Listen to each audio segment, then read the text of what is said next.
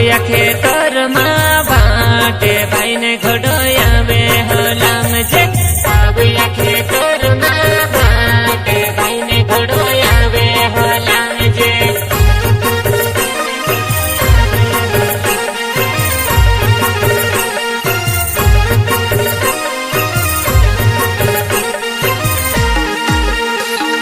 बातविया पोछू रोजी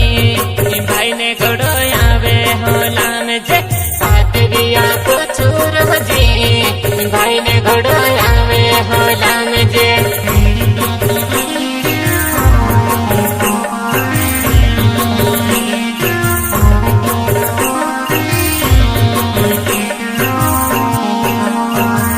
बातविया पोछू रोजी भाई ने घोड़ो आवे हलाम जे बातविया पोछू रोजी भाई ने घोड़ो आवे हलाम जे सिंगर एवं गायक जेके भाई कनासे रिकॉर्डिंग स्टूडियो बिस्टा अनपवाड़ी।